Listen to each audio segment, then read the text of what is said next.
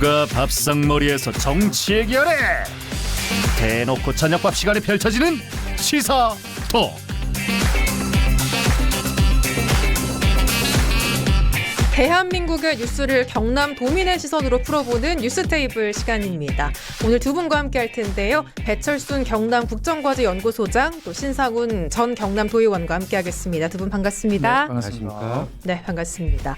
오늘은 이 소식부터 한번 짚어보겠습니다. 이른바 총선용 개각이라고 불리는 윤석열 정부의 2기 내각 후보자들의 인사청문회가 이제 어제부터 시작이 되지 않습니까? 어제는 송미령 농림축산식품부 장관 후보자의 인사청문회가 이제 있었는데 이른바 복분 논란이 있었습니다. 의원 질의서에 이제 현 장관의 후보 시절 서면 그 답변과 같은 답을 복사 붙여넣기 했다, 이런 논란이 일었는데, 배 소장님, 이번 논란 어떻게 보셨습니까? 상식적으로 잘못된 일이죠. 예. 여기에 대해서는 뭐 이론의 여지가 없을 것 같습니다. 예. 네. 우리 신전 의원은요? 네, 저도 같은 생각이고요. 네. 여기에 이제 저는 당적이다, 그러니까 좀 더 좀 편한 마음으로 말씀을 좀 더 해보면 예. 이런 것은 대학교 과제 논문에서도 안 하는 실수죠. 예.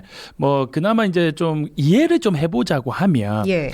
이 후보자가 모든 자료를 다 만들 수는 없습니다. 정말 방대해요, 청문회 자료가. 예. 그래서 이걸 도와주는 이제 실무로 도와주는 분들이 있는데 그 중에서 이제 그 담당 부서의 공무원들이 파견에 나와서 만들기도 해요. 아마 이제 어느 정도 실무적인 부분을 만드는 과정에서 전임이 아니죠, 현 장관의 답변 내용과 동일한 것을 그대로 이제 복부 컨트롤 CV를 한 것으로 이제 추정이 되는데요. 그렇다 하더라도 장관 후보자가 그 자료를 한 번 정도는 검토를 해봤어야 하는 게 그렇죠. 맞습니다. 예. 그리고 이제 이 장관 후보자 같은 경우에는 오늘 이제 어제 이제 청문회에서 이제 이유를 이렇게 설명했어요. 기간이 너무 짧았다, 이렇게 이야기를 했는데, 그것은 인사청문회를 준비하고 있는 의원들도 마찬가지예요. 그 자료를 찾아보는 의원들도 있기 때문에 조금은 더 성실하게 준비를 했어야 되는데 그러지 못한 부분에 있어서는 분명히 이제 큰 잘못을 저지른 게 맞죠. 네. 답이 안 나왔던 부분이 이제 그 철학에 대한 부분, 이런 부분인데, 그런 부분은 장관으로서 당연히 밝혀야 되는 내용이기 때문에 그거를 뭐 앞에 했던 분 걸 그대로 베껴온 거, 절차는 잘 말씀하셨지만 그 부분은 분명히 문제입니다. 과거에도 이런 사례가 있었어요. 이게 뭐 최초다, 뭐 헌정사상 최초다, 이런 얘기 하는데 그건 좀 잘못된 거고, 제가 찾아보니까 예. 문재인 정부 당시에 노정희 중앙선관위원장 후보자입니다.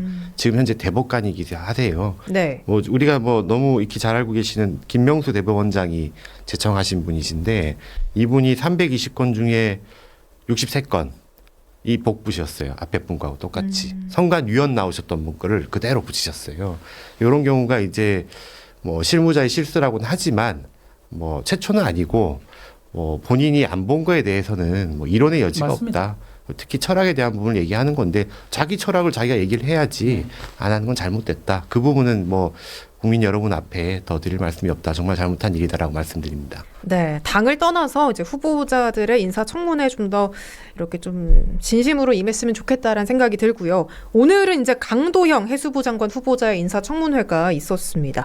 강 후보자 같은 경우도 논란거리가 좀 많습니다. 음주운전에 폭행 전과, 또 배우자 위장 전입, 보니까 자기 논문 표절에 배우자 부당소득공제 신청 등등 열거하기도 좀 많은 의혹들이 있었는데, 의혹은 많은데 반해서 자료 제출이 좀 미흡했다라는 게 오늘 청문회에서 좀 지적이 나왔더라고요. 오늘 이제 음주운전 전과 관련해서는 젊은 시절 하지 말았어야 할 일이다라고 또 사과를 하기도 했는데, 신전 의원 어떻게 보셨습니까? 이게 이제 저희가 후보자들의 전문성을 좀 검토하는 데 집중을 해야 되는데, 이런 도덕성 검증에 좀 더 많은 시간과 집중이 되는 게 매우 안타까워요. 예. 특히 이제 뭐 매 이제 인사청문회가 진행될 때마다, 그리고 매 이제 정부 때마다 다소간의 차이가 있지만, 보통 이제 인사를 누군가를 이렇게 한 명을 정할 때 보면 3대 범죄를 보통 많이 따져요. 그중에 하나가 이제 음주운전, 그리고 이제 성과 관련된 문제, 그리고 위장전입, 이렇게 세 개를 좀 많이 꼽는데, 예. 이 후보자 같은 경우에는 그 중에서 이제 2개가 포함이 돼요. 그리고 이제 폭력까지 이렇게 있는데, 오늘 인사청문회 그 영상을 이렇게 쭉 둘러보니까 음주운전은 이제 숙취운전이다라는 좀 핑계를 대는 것 같고요. 예. 그리고 이제 폭력 같은 경우에는 앞에 이제 보복운전하는 사람과 좀 시비가 붙는 과정에서 멱살을 잡았는데 뭐 그렇게 이야기를 하시더라고요. 근데 이 사안들이 지금으로부터 한 10몇 년 전의 일이에요. 그때 당시에 음주와 관련돼서 이렇게 벌금을 처했다는 것은 당시에도 중대한 사안이지만 지금에 만약에 같은 일이 반복이 됐다면 저는 징역형까지도 가능하지 않았을까 하는 수준이었다고 의심을 해봐요. 그건 합리적 의심이라고 저는 생각을 하는데 예. 어쨌든 이 후보자께서 자료 제출이나 이런 게 미흡하다 보니 의원들의 질의에 있어서도 답변을 제대로 할 수 없었고 그리고 심지어 이제 여당의 국회의원들도 이 부분에 있어서는 좀 문제 제기를 하는 모습이 있었기 때문에 앞으로 인사청문회 과정이 험난할 것으로 보이고 만약에 앞으로 계속해서 있을 청문회에서 답변이 제대로 이루어지지 못한다면 아마 부적격으로 판명이 날 가능성이 매우 높아 보입니다. 네. 배 소장님은요? 이분 제가 뭐 시청자분들 기억하시는 분도 계실 건데 지난 방송에서 제가 이분에 대해서 좀 기대감을 표현했습니다. 솔직히 예. 말씀드립니다. 기억납니다. 예, 이분이 제주 출신이시고요. 인하대에 나오셨어요. 인하대 해양학과 출신이시고 그리고 그 우리 국무위원 중에 지금 한동훈 장관하고 두 분이서 이제 70년대생으로 들어오실 분이셨죠. 이제 두 분밖에 안 계신 거예요. 그래서 다양성 측면에서 상당히 높게 평가했고 어떤 전문성을 가지고 있을까, 도대체 얼마나 훌륭한 분이실까라는 기대감에 제가 좀 칭찬을 드렸었는데 지금 말씀하신 이제 범죄 경력 같은 경우에는 검증 절차 이 인사청문회 가기 전에 이미 다 알고 있어요. 그런 범죄 경력과 이런 내용들을 알면서도 추천을 한 걸 보면 예. 도대체 어떤 능력을 가지고 계신 분일까. 저도 이제 굉장히 놀랬고 또 약간의 실망을 했고 하면서도 도대체 어떤 능력을 가지고 계신 분일까. 어떻게 그 능력을 어필하실까. 거기에 대해서는 좀 기대감을 여전히 놓지 않고 있습니다. 근데 아시다시피 청문회가 이렇게 도덕성 검증으로 가버리면 전문성 검증이 거의 이루어지지 예. 않기 어제 때문에 그 부분에 대해서 되게 오르신 그래서 말씀을 생각합니다. 저도 이제 뭐 기회가 된다면 보고 싶긴 하지만 아마 앞으로 인사청문회도 거의 80% 이상 도덕적으로 갈 것 같고요. 방금 배철수 소장님께서 좋은 말씀해 주셨는데 현 정부에서 이 검증을 현재 단계에서 인사 검증을 법무부에서 하고 있죠. 예. 그 법무부 장관이 한동훈 장관이신데 이 범죄 기록을 알고 있음에도 추천을 했다는 게 저는 잘못된 지점이라고 봐요. 죄송하지만 하나는 적고 예, 한동훈 장관은 추천권자가 아닙니다. 저도 그 부분에 있어서는 수정하도록 하겠습니다. 예, 그리고 이제 이게 점점 인사 검증이 어려워져요. 문재인 정부 출범 당시에 인사 5대 원칙을 표방하셨습니다. 뭐 위장 전입, 논문 표절, 세금 탈루, 병역 면제, 부동산 투기 있으면 절대로 공직자로 임명하지 않겠다가 대선 공약이셨거든요. 그런데 그 초기 내각부터 어려움이 조금 있었죠. 그래서 뭐 이제 총리부터 시작해서 여러분이 좀 고초를 겪으셨는데 이제 국민이 이제 투명하고 깨끗하고 훌륭한 분 모시고 싶어하는 건 당연합니다. 그 욕망에 대해서 저희가 뭐 가타부타 말씀드릴 건 없을 것 같아요. 다만 이제 사람의 삶에 있어서의 어떤 한결들이 조금 다소 존재한다.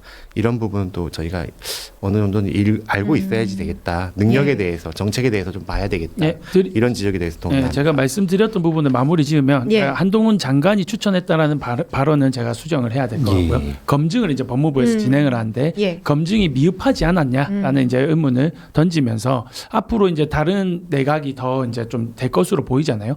예를 들면 한동훈 법무부 장관도 개각의 대상자니까 이럴 때는 좀 더 법무부 검증위에서 좀 심층적으로 국민의 눈높이에 맞게 이렇게 좀 됐으면 좋겠습니다. 이제 범죄 경력은 검증도 아니에요. 그냥 떼면 나옵니다. 우리도 제출하잖아요. 그렇죠. 저희도 이제 그래서 등록하고 알고 그걸 인지하고도 추천한 그 능력이 뭘까? 저는 그 부분에 대해서 말씀드렸습니다. 네, 어쨌든 말씀하신 것처럼 신전 의원께서 말씀하신 것처럼 이 인사청문회가 도덕성 검증에 너무 매몰되지 않고 전문성 검증할 수 있는 시간이 좀 마련되는 좀 그런 시간으로 이루어졌으면 하는 바람을 좀 이야기를 해보고요. 이 이야기도 한번 해보겠습니다. 윤석열 대통령이 이제 검찰총장 시절에 받은 정직 2개월 징계에 불복해서 낸 소송 항소심에서 이제 승소를 했죠.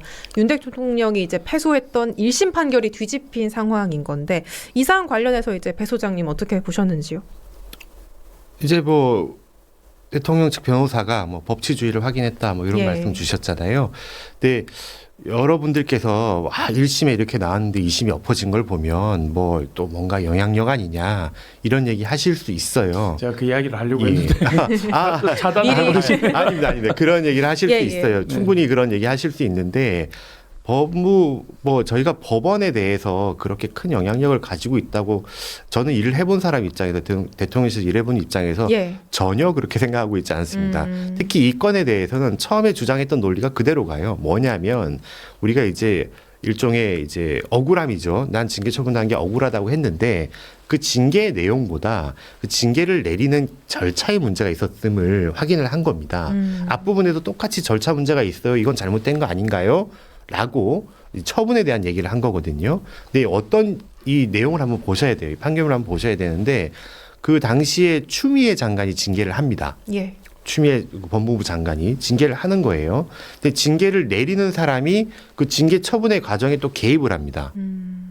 이해가 되십니까? 네. 그러니까 그 절차 자체가 잘못됐다는 건 처음부터 주장을 했어요. 어떤 개입을 하셨었냐면 사전에 변론할 수 있는 심의 기일에 대해서 지정에 개입을 하시고 그리고 신규 위원을 위촉을 해요. 예. 그 징계를 할 사람들을. 근데 징계를 내리고 싶은 사람인데 내가 이 징계위원회를 꾸려야 되는데 이 위원회에 내가 원하는 사람을 넣은 겁니다.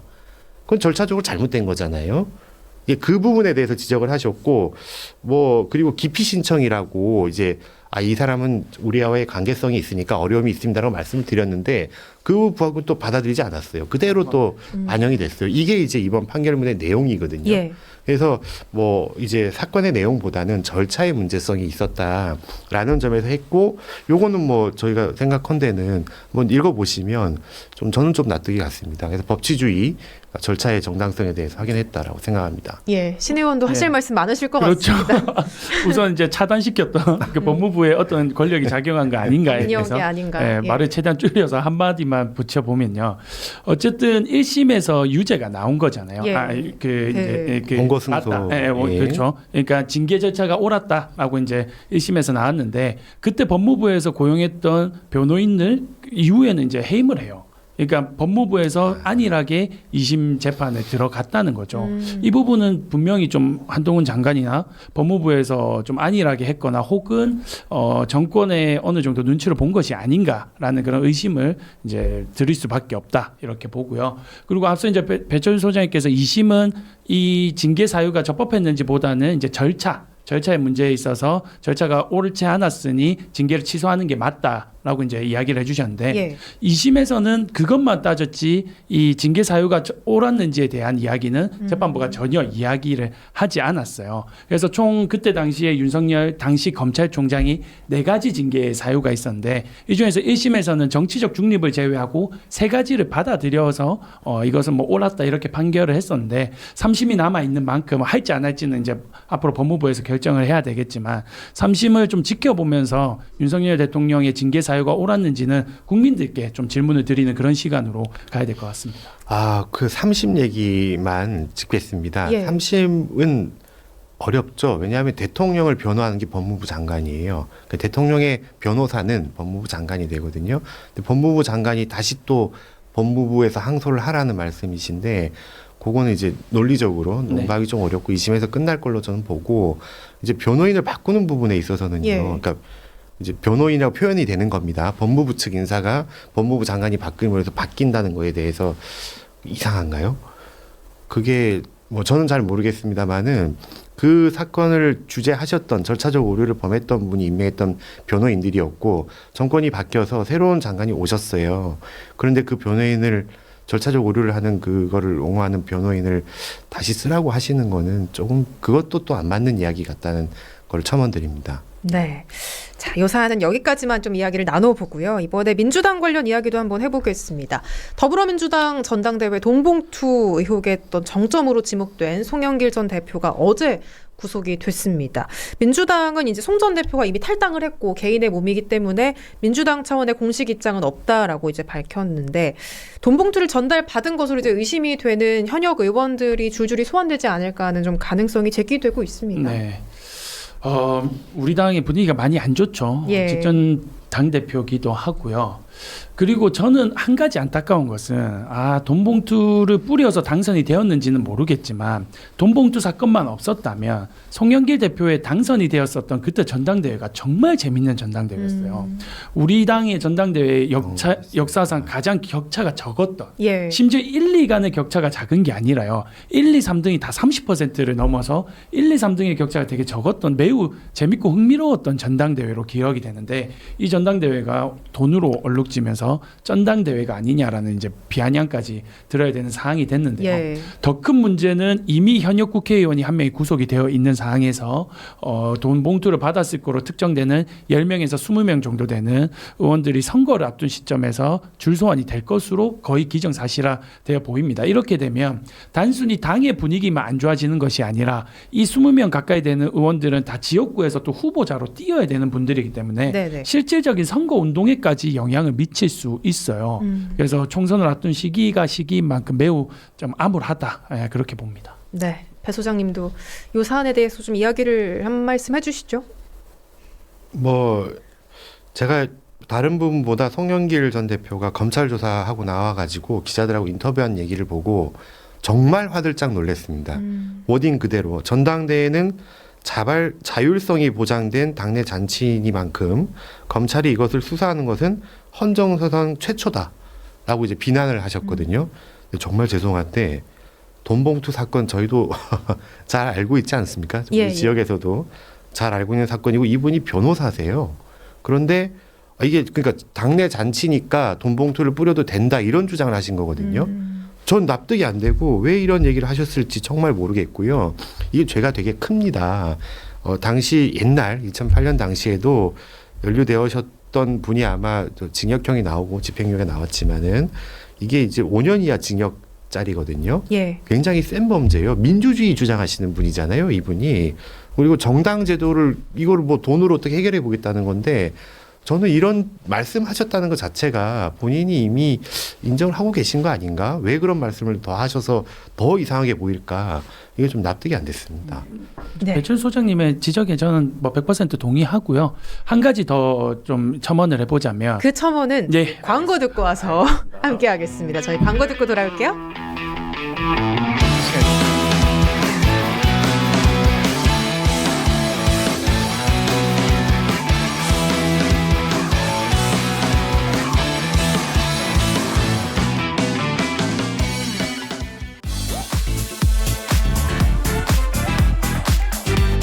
여러분은 지금 경남 대표 시사 프로그램 뉴스파다를 TV, 라디오, 유튜브로 함께하고 계십니다. 네, 뉴스테이블 다시 돌아왔습니다. 아까 저희 광고 때문에 잠깐 못 들은 송영길 전 대표 네. 구속 관련해서 첨언하실 게 있으시다고요. 괜히 좀 관심만 좀 집중을 불러일으킨 것 같아서 부담스럽긴 약간 한데요. 60초 후에 돌아옵니다. 그러니까요. 이런 예. 느낌으로. 하필이면 우리 당의 아픈 부분을 지적해야 돼서 좀 예. 민망하지만 그래도 말을 좀 이어가 보면요. 저도 이제 그 배철 소장님께서 말씀하신 부분처럼 송영길 대표가 왜 저런 말을 할까 했던 부분들이 몇 가지 포인트가 있어요. 예를 예. 들면 검찰에 출석할 때 한 30분 넘게 준비된 원고를 읽고 기자들 질문에 다 응답을 하신 다음에 들어가서는 한마디도 안 하셨다고 하죠. 그리고 나오고 나서 그리고 영장 실질심사가 받기 전에는 유튜브로 생방송을 통해서 또 장시간 설명을 해요. 저는 이런 부분이 분명히 사법부와 재판부를 자극하는 행위처럼 보였을 거라고 생각을 해요. 그래서 변호사이신 분이 왜 그런 전략을 꺼내 들었을까라는 의문점이 하나 있고요. 네. 그리고 이제 개인적으로는 뭐 송영기 대표도 그런 식의 뉘앙스를 이야기를 하시긴 했지만 당 안에서 있는 일이다 보니 과거에도 뭐 어느 정도 뭐 있었던 문화다 이런 식으로 이제 해석하는 그런 좀 지지자분들도 있는데요. 저는 없어져야 될 분명한 문화입니다. 이런 것은. 그래서 이번을 계기로 국민의힘도 그렇고 우리 당도 그렇고 다른 모든 정당들이 전당대회에서와 그리고 정치에서 돈봉투가 오가는 이런 현상이 이번 일을 계기로 좀 마무리되었으면 하는 바람입니다. 네. 자, 그럼 다음 사안으로 한번 넘어가 보겠습니다. 어제 뉴스테이블 시간에 이 사안 관련해서 이야기를 좀 많이 했었는데 한동훈 비대위원장 추대 관련해서 이제 국민의힘이 어제 연석회의를 열었지만 결론 없이 이제 회의는 끝이 났습니다. 워낙 국민의힘 당 내에서도 이제 친윤계, 비윤계 간의 입장차가 좀 컸기 때문에 아마 반대 여론이 더 높아서 그러지 않을까라는 이야기도 나오는데 어떻게 보십니까? 배 소장님? 반대 여론이라는 말은 완전히 잘못된 말입니다. 왜냐하면 이게 이제 한동훈을 반대한다고 오해하실 수가 있거든요. 그건 아니죠. 예. 왜냐하면 저희 원내대표님께서 권한대행께서 말씀하신 것처럼 우리 당의 자원인데 이 자원을 괜히 반대할 이유는 없어요. 그 정도로 뭐 소위 뭐 이렇게 인지도가 높고 섹시하고 매력적인 아이템을 우리 당이 이렇게 많이 갖고 있지 못하거든요. 근데 이분을 반대한 건 절대 아니고요. 쓰임에 대한 고민은 있을 수 있습니다. 지금 우리 당이 다소 혼란스럽지요. 해서 뭐 지금 비대위원장님 자리를 두고 얘기하셨지만 공관위원장님도 저희가 구해야 돼요. 그리고 선거에 들어갔을 때는 전국적으로 인지도를 올려주실 수 있는 선대위원장도 필요합니다.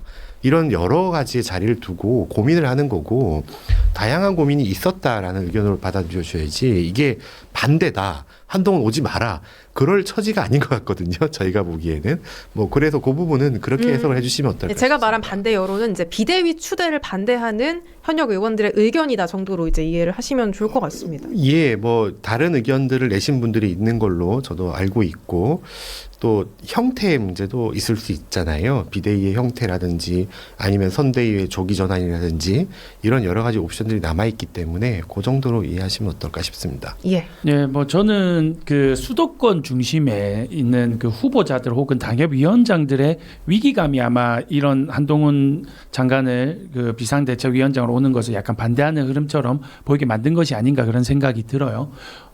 왜냐하면 윤석열 대통령의 지지율이 계속해서 30%대 여기 이제 갇혀 있는 상황에서 비대위원장 말 그대로 비상이기 때문에 오는 분이기 때문에 윤석열 대통령하고는 좀 다를 필요가 있어요. 그래야 이제 중도층에 있는 표심을 자극할 필요가 있는데 한동훈 장관은 거의 한 몸처럼 보이잖아요. 그렇기 때문에 이분은 비상대책위원장보다는 아까 우리 소장님께서 말씀하신 것처럼 선대위원장이나 이런 것을 통해서 역할을 조정하는 것이 옳았지 않았을까라는 그런 이야기가 저는 합리적으로 들렸을 가능성이 높고 예. 그런 이야기 힘을 받았을 가능성이 높기 때문에 아마 의총에서 경론이 있었을 거고 추대를 이루어내지 못한 게 아닌가 그렇게 뭐 비슷한 이야기입니다. 네. 관련해서 이제 TV조선의 단독 보도가 나왔는데요. 윤석열 대통령이 한동훈 장관에 대해서 비대위원장 후보로 이제 오르내리는 사람 중에 한 장관이 내 말을 가장 안 들을 것 같은 사람이다. 이런 말을 했다라는 보도가 이제 나왔는데 실제로 이게 이제 대통령의 생각이 맞을지 어떻게 보십니까?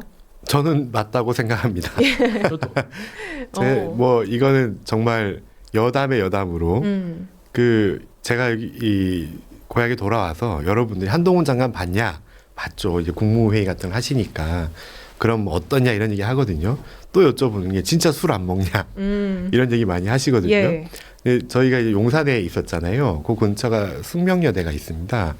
근데 이제 같이 그 동기생분한테 들었는데 1차 식사를 하고 2차 맥주를 보통 마시러 가는데 이분이 술을 정말 안 먹기 때문에 숙대 앞에 있는 여학생들이는 딸기 크레페 집을 갔대요.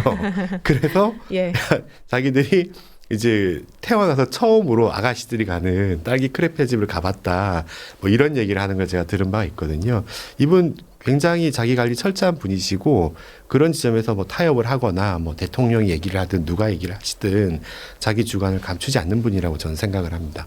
예. 네, 저도 같은 맥락에서 한동훈 장관이 지금 그 젊은 나이에 법무부 장관까지 올라갔는 데에는 눈치를 보지 않고 할 말은 하는 성격이기 때문에 그렇기 때문에 지금 민주당 의원하고도 설전을 벌이고 있는 거잖아요.